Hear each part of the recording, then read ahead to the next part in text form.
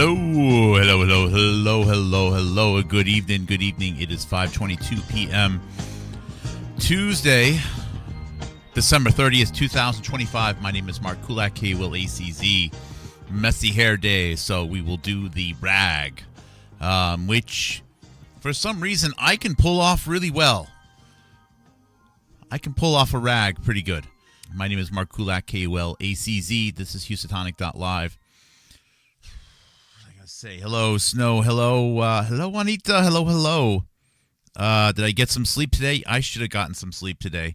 I did not nap. I did not catch up. I had to do that show last night while the idea was in my head. And I talked a little bit about it today with a couple of people. One insight is most people are unaware of assumptions which are being made during conversations or by certain broadcasts. There's always assumptions being made, or usually, and the keys assumptions can just throw things off. And the one assumption that I referred to in the last night's show, 1,400 and was it 30? No, 1,440, is that there were organic reasons, real reasons. For the team of, which was led by Candace Owens and co-led by Zoe Weiner, to create this social autopsy site, that it was their own interest and their own interest alone and their technical capabilities, which even if they didn't have programming skills, they would be able to find people to help with that. And that's not that crazy of a thing to say. But when all of this controversy came out about social autopsy and Gamergate in 2016, and then there was more scrutiny of Candace Owens in 2017 by multiple parties, both left and right, there's always an assumption that it was their idea to start this social autopsy initiative where, you know, if someone is misbehaving, hate speech, whatever, online, that they could leave some data and they could kind of dox people. The assumption is that it was their idea. They were inspired to do it based upon their life experiences and their life experiences alone, and that's that. And I've never really picked up on it. And it was a video that was made back on November of 2017 on a channel called Armored Skeptic, who I would not necessarily trust this channel. Don't not take my sharing of a video as a suggestion that you should trust everything in the video. The point is that it's a piece of evidence, frozen in time, having been made on a certain date by a channel, Armored Skeptic.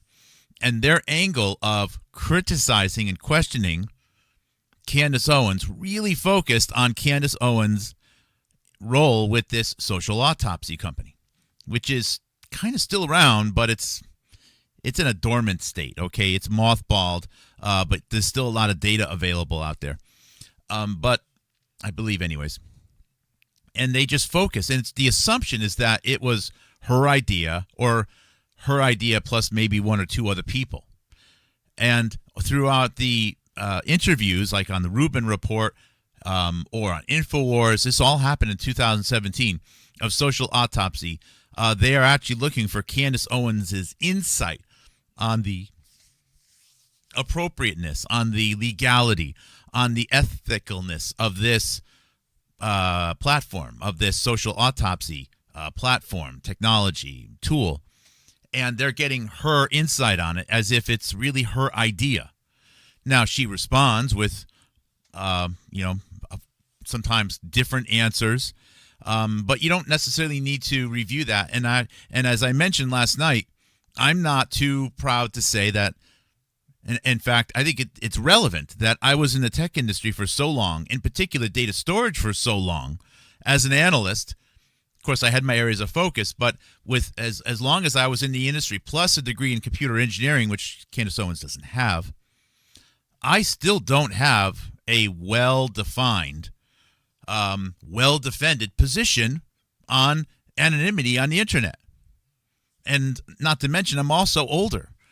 So if with all of those things lined up, if I don't still have one, and many people think they have one, but they only have ideas which were put into their head by other channels. I just don't see it possible for Candace Owens.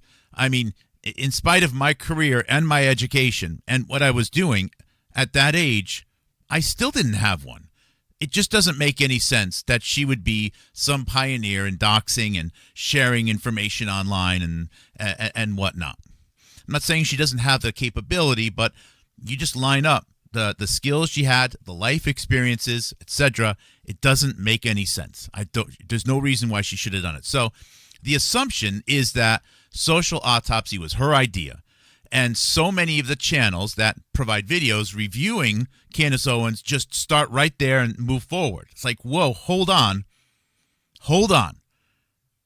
That doesn't make any sense. So now that we have to revisit that idea, you then come to realize, like, wow, the individual who was perhaps more relevant than anyone else in the 1990s, working with the Office of Science, Technology Policy with the White House, the Clinton administration, regarding commercialization of the internet and these issues of privacy, would have been Ira Magaziner of Rhode Island, who was an associate of, going back 1970s.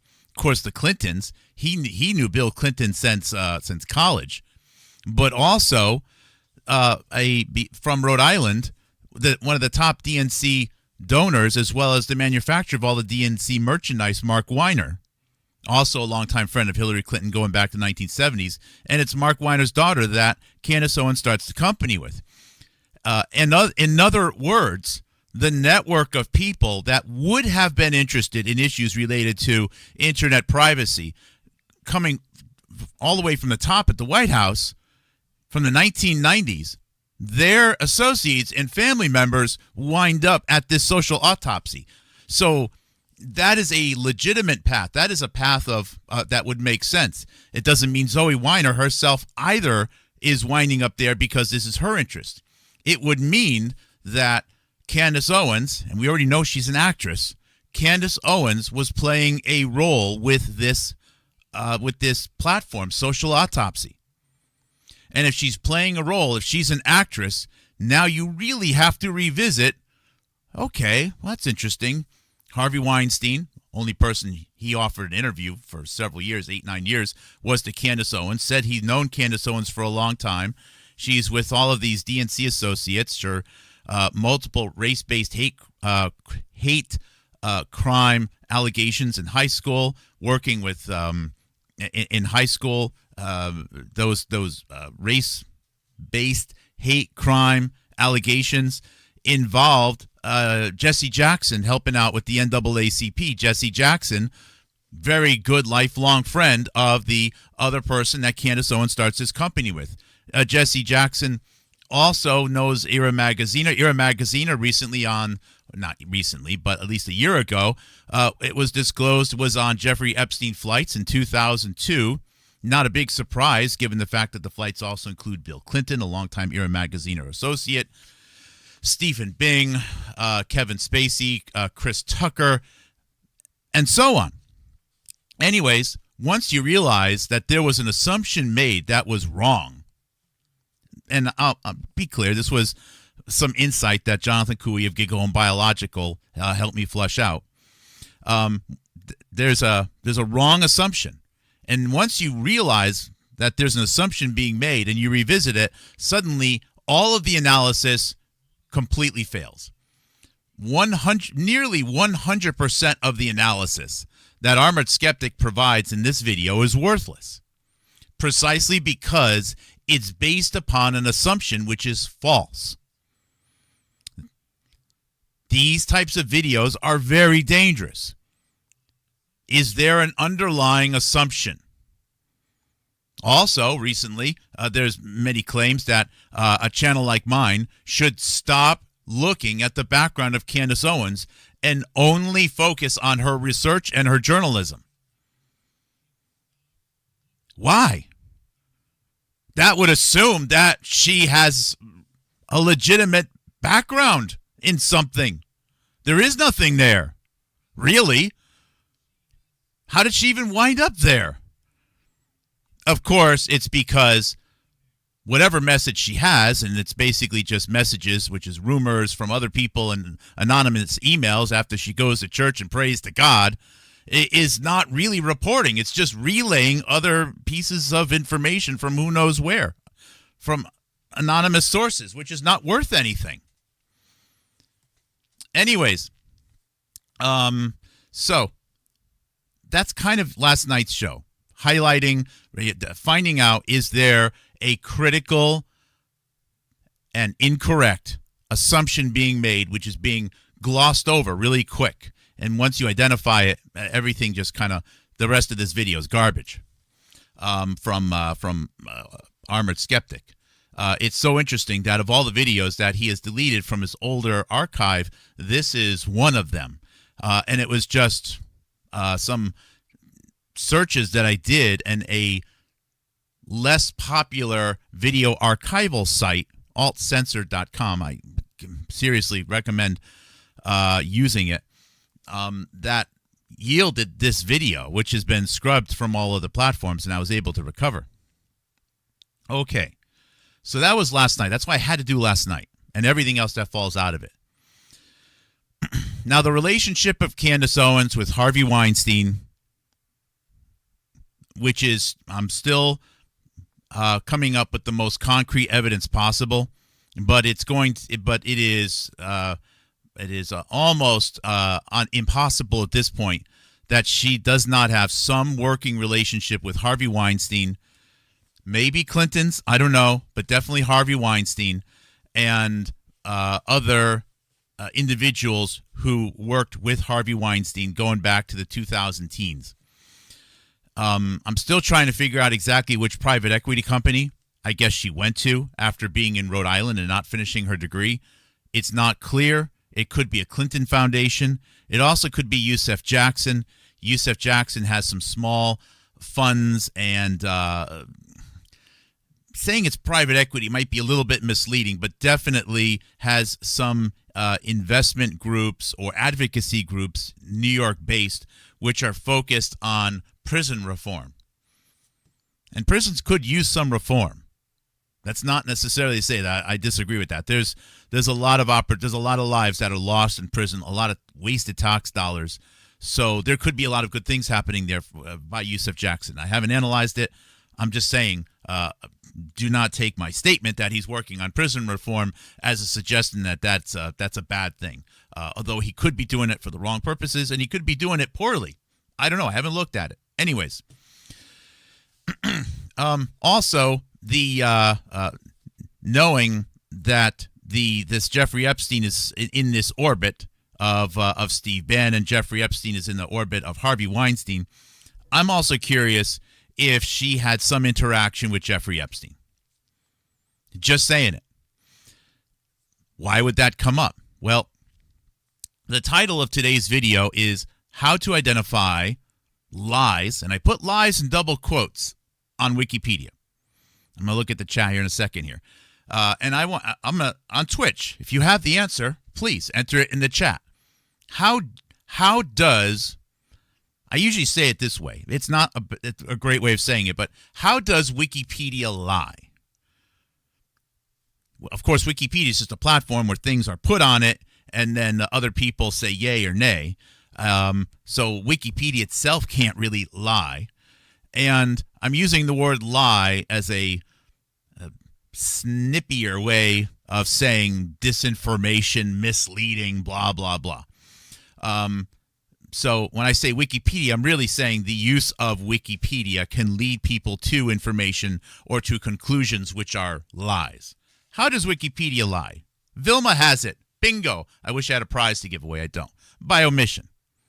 Wikipedia lies by omission. Again, it's not Wikipedia, but here's an example. Okay, suppose there's a guy named Gary, Tony Gary. I'm making up a name. Okay, Tony Gary. I just took two names I saw somewhere in my room.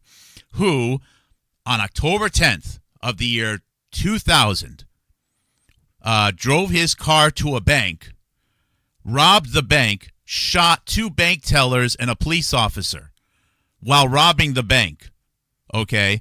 and then left the bank, and no one has seen him since. There's evidence, okay, that there's that Tony Gary went to a bank. You can actually see him use the gun. You have eyewitnesses talking about it. It would be possible to have a Wikipedia page for Tony Gary that said Tony Gary was last seen on October 10th when he took his car to make a withdrawal. That's true. That would be true. You don't need to say he shot anybody. You don't need to say that somebody might have died. You don't need to say that the cameras caught him shooting people. It's factually true to say he was last seen on that date and that he went to the bank, and he went to the bank to get some money. That's factually true. Now, everything else that's omitted is also really important to understanding the context of the last time anybody saw Tony Gary, but it would be true to say the last time anybody saw him was on October 2000. He went to the bank to make a withdrawal. That's lying by omission. That's a lie by omission. So on Wikipedia, lies by omission will include things such as people not having links to their parents who may be of very important political or historical significance. It would include things such as omitting business relationships, which are of critical significance. Things that are on a Wikipedia page have to be fact-checked as true item by item. So, you could not say for this fictional person, Tony Gary, you could not say that Tony Gary was last seen going to McDonald's, even though, because he was last seen going to the bank. If someone said Tony Gary was last seen going to McDonald's, that would be a lie, because that's not true. He was last seen going to the bank. However, the omission of the fact that he shot a couple of bank tellers, because you're omitting it, you can't fact check that as false. Therefore, this is why I keep saying this phrase, everything on Wikipedia is factually true. Birth dates, if there's a relationship that is stated, it is true. You cannot put anything on Wikipedia that is not true. However, you can omit things from Wikipedia and really change the narrative. That is lying by omission. That's how Wikipedia works. If you understand this, and if you're a good researcher, I know most of you guys are, and analysts, because analysts are better. No, anyways. But you'll know this, and you will now feel comfortable, and you will be very powerful and effective with Wikipedia. I love Wikipedia. I use it all the time. I don't give them money because I already know they got state sponsorship. So please, save your dollars, okay? But I use them all the time. But I know how to use them, and I know how to see through Wikipedia pages. So here's the Wikipedia page for Harvey Weinstein. Last person to interview him over the last several years, 8 or 9 years, has been Candace Owens. He's hinted that he's known Candace Owens for a while. If you think about the network of Candace Owens, just through this little peek hole of Zoe Weiner and other people that came to Candace Owens during Gamergate and wrote about Gamergate, you're going to realize that there's a whole lot more to Candace Owens than just she had an idea to do a doxing site. And I know that's not the best way to be able to summarize it, but it gets the general idea across. So this is Harvey Weinstein. Now, Harvey Weinstein is an associate of Jeffrey Epstein, without question. In fact, I can go full page here for this one here. I have recently finished buying all of the episodes, all the issues. Do I have it in front of me here? No. I actually had to order some 6-inch binders today. Every issue of the of the magazine Talk I had a few issues I didn't have yet, and I didn't think that they would be valuable, but I think they're going to be banging useful. Now, Talk Magazine was primarily funded by Harvey Weinstein and Miramax, a bunch of other smaller investors, but Harvey Weinstein, with the main editor, our manager, as Tina Brown, starting in 1999, really as a magazine to promote Hillary Clinton and to seed various little stories into the mainstream, which were going to be part of the background of 9/11. And this is in 1999 when the first issues came out. Talk Magazine closed up shop on their last issue was February of 2002. Yesterday I said it was January 2002. It's February 2002. Sean Penn wound up being on the last issue of Talk Magazine. Sean Penn did. Curious, huh? And then they closed up shop. Now, one of the main editors of Talk Magazine, Roshan, I can't think of the name right now. He's an Iranian Jewish man. Wound up finding a couple of other people. I think one of them was Mortimer Zuckerberg or Zuckerman, and created a new magazine, which did 2 test runs in the year 2003 called Radar Magazine. And yes, this is, what's that? This was their premiere issue. Their website is radarmagazine.com, which eventually became Radar Online. Their tagline was Fresh Intelligence. They did 2 issues in 2003. People were really excited about it. A lot of the staff from Talk Magazine went over to Radar Magazine. Now, in 2004, because they only did 2 issues of Radar in 2003, the same backers of Radar, along with Harvey Weinstein and Jeffrey Epstein, and a couple of other people, tried to do a buyout of New York Magazine in 2004. It did not work. It failed. I have a few articles saved on this. But to think that Harvey Weinstein and Jeffrey Epstein, this is the first time that they met, they just decided to go into business and buy New York Magazine. No, that's not possible. Sorry, that's not possible. Then, in the year 2005, Radar Magazine restarted. This is Radar Magazine, the premiere issue of the second run, starting in 2005, with George Bush, Paris Hilton, putting a Medal of Honor on Paris Hilton. It's pop, politics, gossip, and glamour. Let's see here. Very interesting articles in here. A lot of articles about, there's articles about music. It's a little bit Rolling Stones-ish, but there's a lot of articles in here about politics, terrorists, North Korea, Afghanistan, Iraq.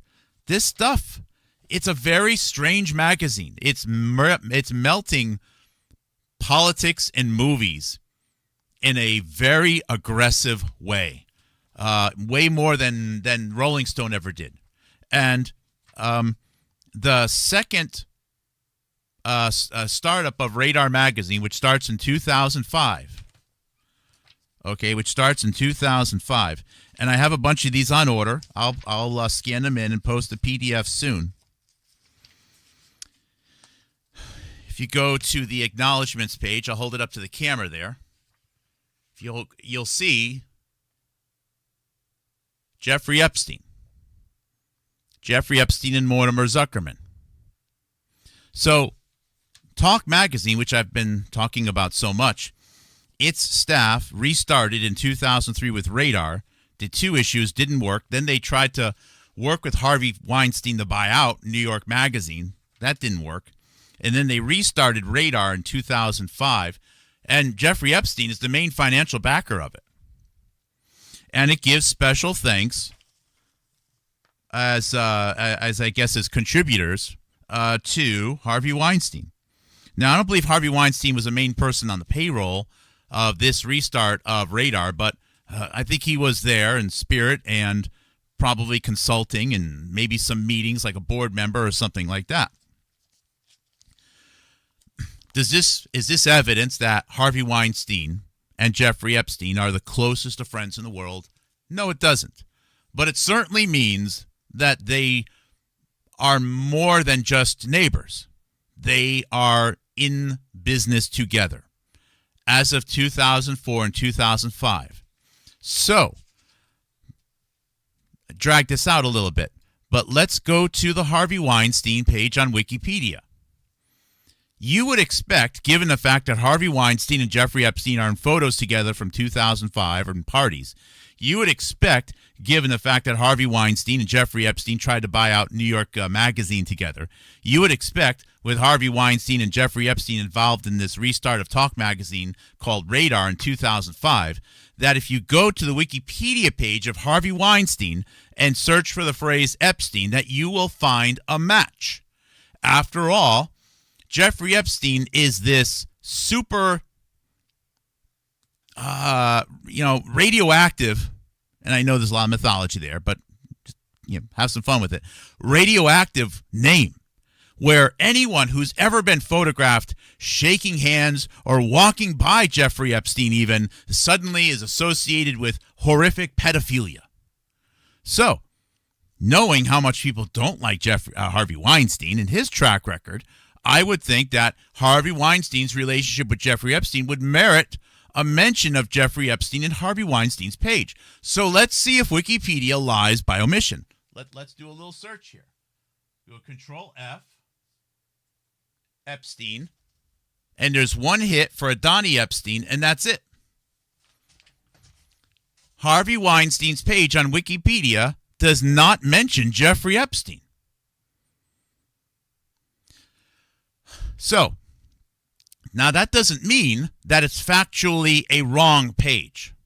What it does mean, though, is that there's an omission, and I would say a very, very big omission. A very big omission, which leads to a bad takeaway on what's going on here. A very big omission. Why not just mention it? Well, let's try another page, okay? Let's go back to Wikipedia, and now let's go to Steve Bannon. Okay.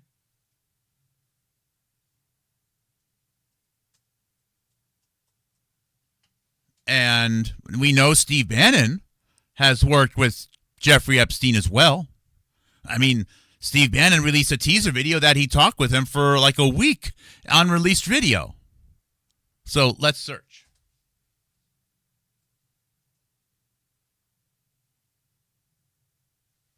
"36 hits on Epstein." So Steve Bannon's page has 36 hits on Epstein. 36. And Harvey Weinstein's page has 0. Even though it is likely, if I may suggest, that Harvey Weinstein has just as much and possibly even more real, provable, documented cooperation with Jeffrey Epstein than Steve Bannon did. I know Steve Bannon had some, but I really don't know the full extent of it. It's also possible that Steve Bannon did not have much interaction with Jeffrey Epstein at all. That's a possibility. I confess that I've been I subscribe to, I'm a subscriber of Jason Bermas's show, and I really don't like Jason Bermas's take on 9/11. I'm disappointed with the takeaways. I'm disappointed with him working with that Kurt Weldon from Pennsylvania. There's a lot of things that I disagree with him about, okay? And there's a lot of people he's associated with that I don't trust. But I still like listening to Jason Bermas, okay? I find him pleasant, and I don't know. I think it'd be cool to meet him someday. So, throwing that out there, Jason Bermas' show yesterday, and Jason Bermas talks a lot about Jeffrey Epstein. And Jason Burmis commented on the interview that many people are now beginning to realize that happened between Steve Bannon and Jeffrey Epstein. So, for those who don't remember this, let's just go up to the shared videos that we have. You can go to Houstonic ITS or Houstonic.live, click on playlists, go to the year 2025, and at the beginning of 2025, I shared a video. It's a 1 minute long, and it was a teaser video that was made, I think it was released in 2021 from Steve Bannon, and the teaser video suggests that Steve Bannon had 15 or 25 hours of interviews with Jeffrey Epstein at Jeffrey Epstein's house in New York City before Jeffrey Epstein was taken into custody in July of 2019. Timeline observations here. On the first week of August of 2019, Steve Bannon then goes to the U.S.-Mexican border, U.S. side, where he has a 1 hour interview with Candace Owens. And then 5 days after that, Jeffrey Epstein definitely doesn't die in his cell, or he does die in his cell, suicide or not. So the way this video is presented, okay, you have two different camera angles, one on Steve Bannon, one on Jeffrey Epstein. And Jason Burmis said something that I don't know why I didn't even think about this, but now that I'm really cued in here, there's no proof that Steve Bannon actually did a video with Jeffrey Epstein other than this teaser. It would be very easy to find a couple of cloth backgrounds, some drapes, tan-colored drapes. That's just about like 80% of the hotels in the United States, with some good lighting, and suggest that there was a long interview. Now, maybe, I'm not saying it didn't happen, but there's a possibility here that I and many people have been duped into thinking that this interview happened. Now, I'm not at the point where I'm saying we should assume that it didn't. However, though, let's consider the fact. And this is how you use metadata. Some people say that they're experts on metadata. No. An expert on metadata is when you realize that there are 36 mentions of Jeffrey Epstein on the Steve Bannon Wikipedia page, the live one, and 0 mentions of Jeffrey Epstein on the Harvey Weinstein page. Even though Radar Magazine alone, the New York Times buyout alone, and I have a lot of other stuff. This is just the tip of the iceberg. The photographs alone suggest a business relationship between, it's actually a provable business relationship between Harvey Weinstein and Jeffrey Epstein going back to 2005 or 2004 or earlier. It is a provable, documented business relationship, which meets all the criteria of being able to state here. Yet, the relationship between Jeffrey Epstein and Steve Bannon, while it is being obviously shoved in our face, and there is breadcrumbs out there, is actually a bit shakier. That's shakier. And it makes me wonder, okay, how real was it? Is the Steve Bannon interaction with Jeffrey Epstein based upon a lot of bad breadcrumbs, which have been put out there only so people don't think about Harvey Weinstein? Hope you guys are well. Hello, Snow and Summer. Hello, Sue B. Glad to have you here. Thanks again. By the way, also thank you to Jean for the Christmas card. Thank you to Christy for your very generous Christmas support. Thank you. I have a letter in here.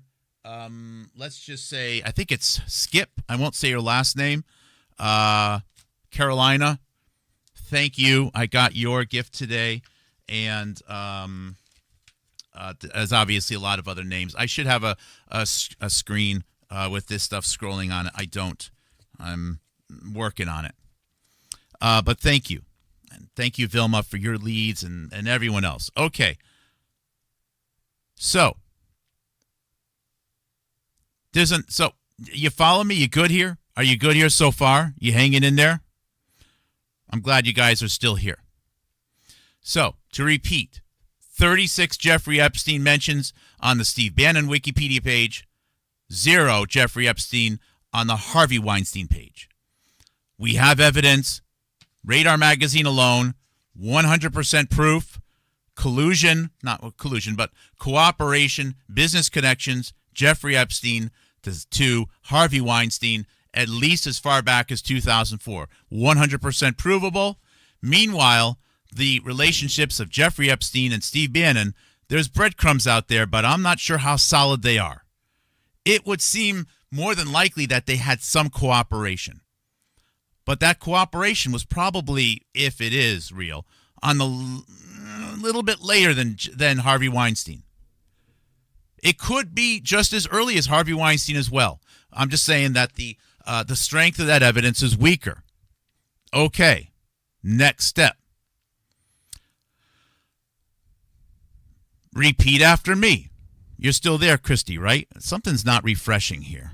I'm going to have to do a refresh on this screen.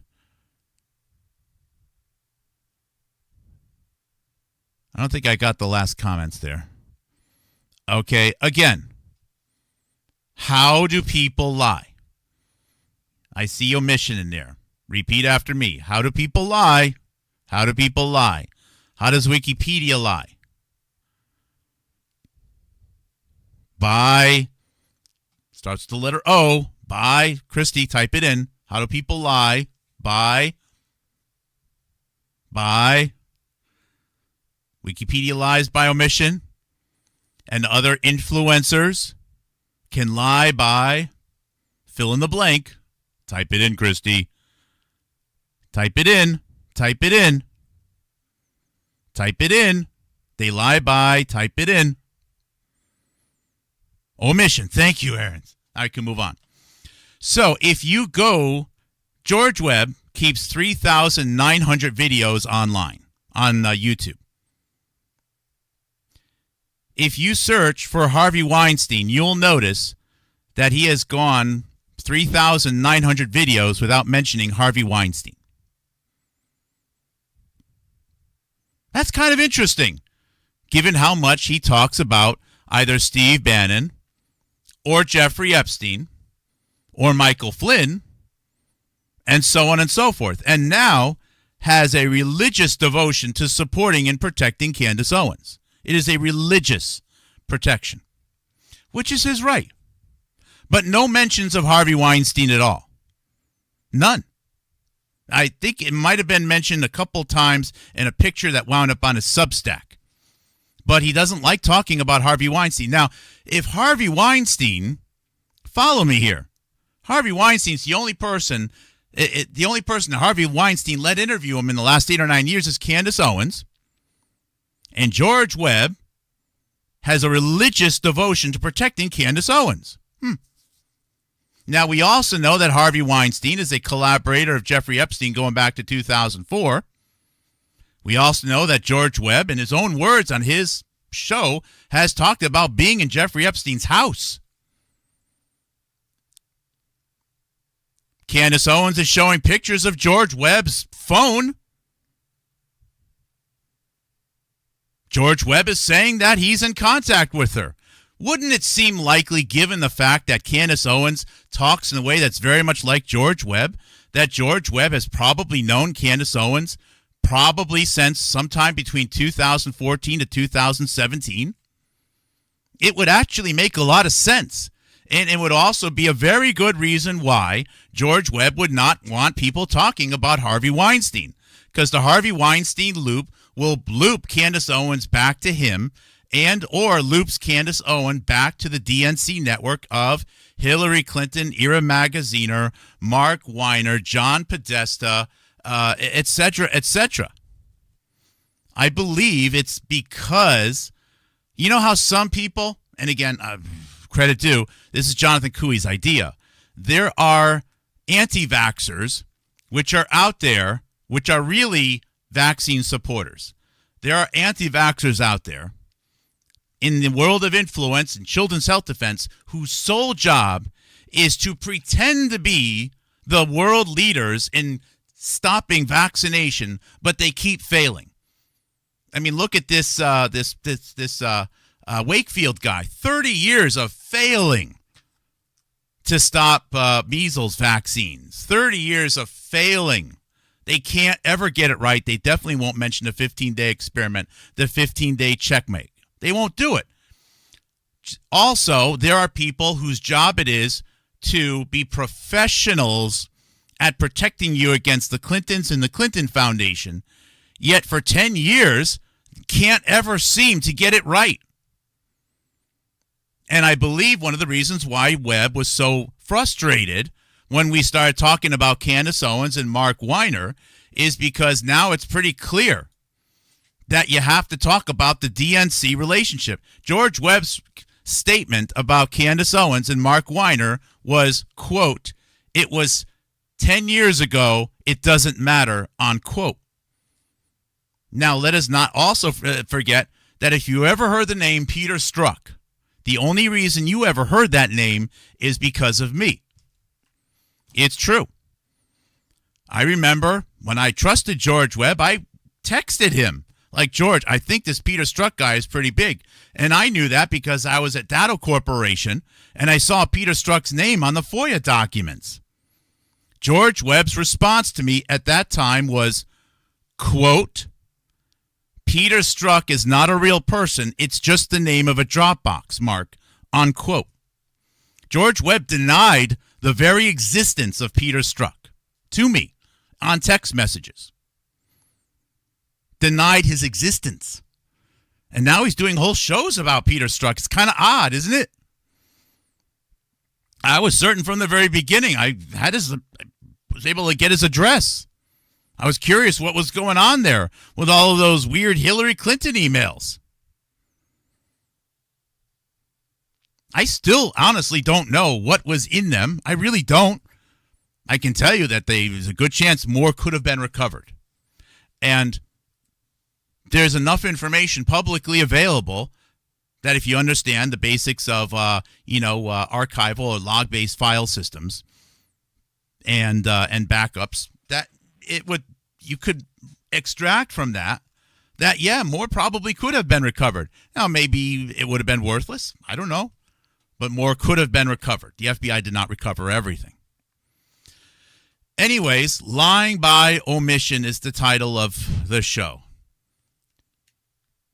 You should don't let people tell you Wikipedia is not valuable. Wikipedia is very valuable. You can't use Wikipedia for everything. I'm not saying that. What I'm saying is it's really valuable, but you have to know how to use it. You have to understand omissions. Now, Harvey Weinstein may be an overrated, overhyped person. He may not be that politically powerful. I'm willing to accept that. I haven't read volumes of books on Harvey Weinstein. I know the name comes up a lot, and I know the name seems to be involved with a lot of fundraisers, and of course, it was a very big cultural reference in the whole Me Too movement. Of course, the other people that were involved in the Me Too movement were Miley Yiannopoulos, and right? And now we're back to, well, isn't that the person that reached out to Candace Owens? I believe Harvey Weinstein is a pretty big hitter. His brother Bob may actually be a bigger hitter. Again, I'm being just straight up with you, of what I could surmise and where there's a lot of gray space. But even if Harvey Weinstein is not as big and powerful as popular culture suggests, there is no way around the fact that his name is a very big piece of data that shows up a lot of places. So, again, even if he's just somewhat like a middleman, okay, who doesn't really get involved, is just shaking hands, it's hard to tell stories that are complete and thorough without at the very least saying that the official narrative includes Harvey Weinstein at many data points. It's fair to suggest that Harvey Weinstein is just kind of in the middle, shaking hands, and isn't really making any big decisions. That is 100% possible. I won't stop anyone from suggesting that, but he's there. How can you have 3,900 videos and not one video talking about India? How do you have 3,900 videos, supposedly as someone trying to, help the USA in this drug epidemic 10 years ago, and never mention India, aside from interviewing one girl at a mall? How do you have 3,900 videos with such a focus on Bannon and Epstein and never mention Harvey Weinstein? How does that happen? Unless you are lying by omission.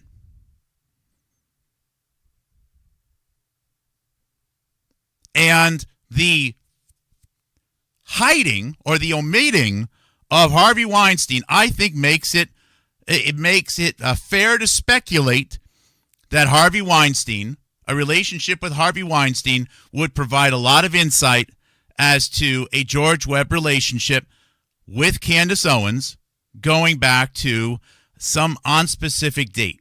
It may have been no earlier than 2016. Perhaps the social autopsy site was a kickoff where George Webb would have been introduced, or it could have been earlier because, again, social autopsy, before that you have Degree 180, and you have the whole DNC machine here. I'm not saying Zoe Weiner is part of the DNC machine, but it's no accident that she's there. Let's put it this way. Zoe Weiner is just a small notch down from Chelsea Clinton. If Candace Owens started social autopsy with Chelsea Clinton, how would anyone be able to just say, ignore it, it's just a coincidence? How would anyone be able to say that with a straight face? They couldn't. Now, maybe Chelsea Clinton wants to detach from her parents, have a new career. Again, cool. That's totally possible. But it is very reasonable for people to raise one eyebrow really high when they go, wow, Candace Owens started a company with Chelsea Clinton? Well, Hillary Clinton, mother of Chelsea Clinton, probably the other young woman that she does almost as much shopping with would be Zoe Weiner.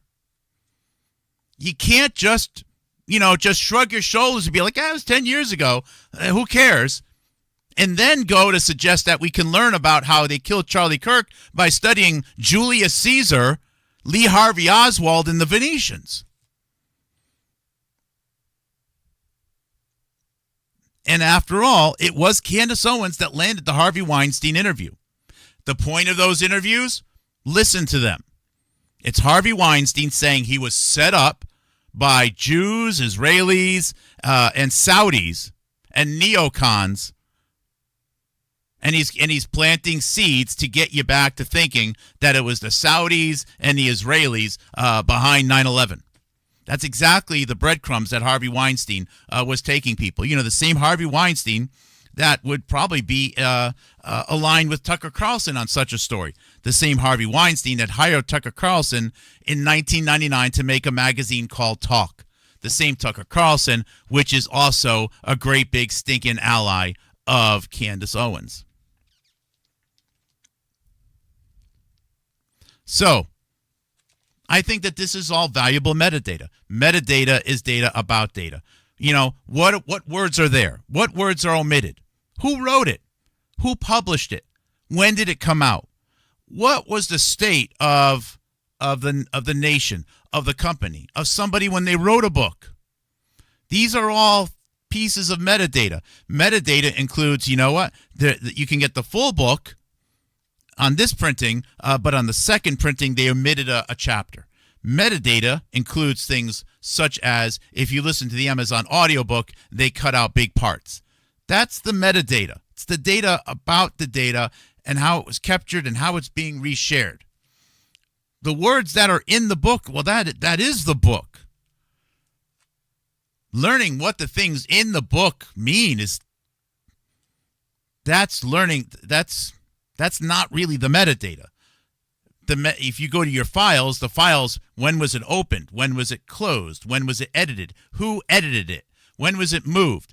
How big is it? What were the changes between the current version and the last version? That's metadata. That's metadata about a file. File properties, so on. So I think that's kind of the show. That's kind of what I wanted to cover. I didn't really have a specific subject today. I wanted to cover something related to this.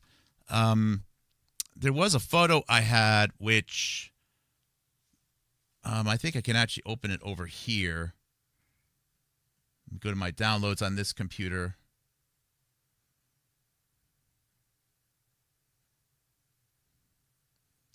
For those who have small children, I don't know if this photo will be offensive. I'm just throwing it on the screen. This is Melania Trump from Talk Magazine in, I think this was a 2000 issue. So I have to get myself out of the way here. So if you don't think Talk Magazine is relevant, find me another magazine that had a barely dressed, and I mean barely dressed, Melania Trump on a carpet with the executive branch United States insignia on the carpet with Donald Trump down in the corner, and talking about how Melania Trump is going to be when she becomes a first lady. For the record, I kind of like Melania Trump. A lot of people, they just look at her looks. There's some things I like about her. There's some things I admire about her. I think she's a good role model in some ways. We've had much worse. So I'm not necessarily a hater here, but come on. Come on. These magazines are relevant. This is an idea. She's 26 years old there. I think Donald Trump was 26 or 27 years her senior at that time. This is quite a concept putting out there, and she talks about how she is going to be as a first lady. Not in a way that she will be a first lady, but if she were to become a first lady, and she compares herself, she says herself and her mom would be comparing, they admired Jacqueline Kennedy, or Jacqueline Kennedy Onassis. Melania Trump, FYI, is only the second Catholic first lady that the United States of America has ever had. Again, I got mixed feelings about the Catholicism in the United States, given the oath, which I believe some feel is to the Catholic Church, which may override their the executive duties within the United States. That is a fair concern for people to have. It may someday apply to other religions as well. But this is quite a picture there. It's just these are the types of ideas that is coming in this magazine. This magazine had such incredible projection. Again, this is Talk. Talk became Radar. Radar was purchased by Jeffrey Epstein as he continued to work with Harvey Weinstein in 2005 after their failed bid to take over New York Magazine in 2004. This is the same Talk magazine, which included in their August of 2001 issue, included a story about U.S. military personnel potentially stealing U.S. military equipment and selling it to terrorists, including machine guns, rocket launchers, but also parts which would be required to build a suitcase nuke or a small nuclear portable device, which could be used as an explosive big enough to blow up the Twin Towers. And the person that was involved in that article had an office on the 87th floor of the South Tower where one of the planes hit. And this is in Harvey Weinstein's magazine. strange that Harvey Weinstein's Talk magazine released a story that was coming out around the time of 9/11 about U.S. military personnel stealing U.S. military equipment, selling it to terrorists, in particular people from Pakistan. Machine guns, guns, rocket launchers, and they even included part numbers of suitcase nukes in return for heroin, which they could then sell. Strange, given the fact that the United States spent the next 20-plus years in an opioid epidemic. What's also strange, and I've said this before in previous shows, is that Harvey Weinstein had a movie funded that was being released on the weekend of 9/11. That movie was called Buffalo Soldiers, starring Joaquin Phoenix, and it was about U.S. military personnel stealing U.S. military equipment and selling it to Pakistani terrorists in return for money and heroin. That movie was shelved for 3 years after 9/11. Not something that would have happened if everyone was planning for a script to go down in a certain way. It's almost as if something happened not according to the script, potentially an preempted event on the day of September 11th, 2001, which resulted in not having several thousand people die and a biological terror attack in New York City, which would have resulted in the advancement of DNA vaccines backed by people such as Robert Malone, as well as buildings, the Twin Towers, which we are led to believe blew up, exploded from a little bit of gasoline going into them, even though it looks as though those buildings were filled with explosive devices, probably which were installed either at the time that they were built, which is reasonable to suggest such a thing, given all of the building insurance issues and complexities, but most likely were fished in there using the several miles of probably 4-inch to 6-inch PVC conduit, which all the floors had accessible in order to snake in future upgrades for telecommunications equipment. Very few people would know about that, which means the buildings blew up. And the plane hijackings are incidental. Going back to Jason Burmas, who I talked about at the beginning, one of my biggest complaints talking about 9/11 is this focus on Pakistani hijackers. When the buildings were going to blow up, they could have flown 10 planes in each building. They wouldn't have blown up. They only blew up because there were explosives in them. So if there are explosives in them, why are we spending so much time talking about the hijackers? The hijackers should get no time at all as far as discussion goes. We should be talking about who blew up the buildings. Anyways, that's my little quick show for today. Mark Kulak, Houstonic.live. Today was Tuesday, December 30th, 2025. Thank you for listening. Take care. God bless. Behave. Be skeptical. Look for the omissions. And don't forget, Cytodyne. The Cytodyne investigation, the SEC investigation, was dropped in 2019 by the wife of Peter Strzok, Melissa Hodgman. Peter Strzok is connected through this militant Catholic system with Steve Bannon. Steve Bannon, Goldman Sachs, definitely had knowledge of how to invest in a company and short a company. Meaning, if Steve Bannon is connected with Peter Strzok, Peter Strzok's wife is the head of SEC enforcement, that means that they very intentionally dropped SEC charges, the SEC investigation against Cytodyne on a particular date, having it go up 30 to 50 times in value, and then sometime around early 2021, you could start shorting the stock and it went back down to a penny stock. This is insider trading information.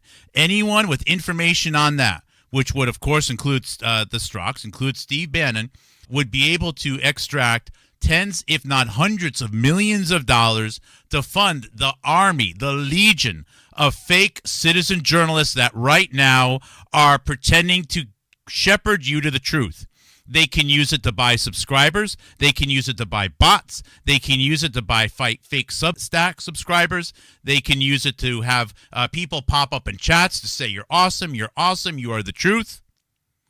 They can pay for all kinds of equipment. They can pay for people to help manage them, to manage their communications, tens or hundreds of millions of dollars. You combine this with other people with Bitcoin knowledge, such as Matthew Crawford. Hundreds of millions of dollars were available with strategic insider trading. And Cytodyne represents the only company via Bruce Patterson, followed by Merrill Nass, that had someone pop up at one of the COVID Truth Summits. Bruce Patterson, Cytodyne.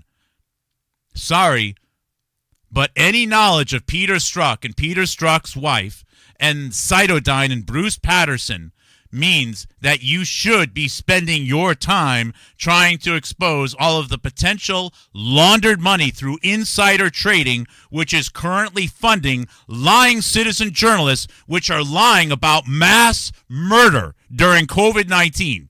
Mass murder through supplemental oxygen. Mass murder through probably using fentanyl-laced medication distributed to people who couldn't leave their houses in Manhattan, causing them to have heart failure, where they couldn't be redeemed from in April of 2020, and then they were called dead on the scene, and they were just assumed to be COVID. Mass murder, killing people. Mass murder happened with an unstopped drug epidemic in the United States of America. Mass murder happened. Nobody's talking about it. Instead, they are getting everyone and their bots and their liars using their laundered money to focus on Candace Owens. Every day, Candace Owens is online with several 100,000 or 1 million plus followers.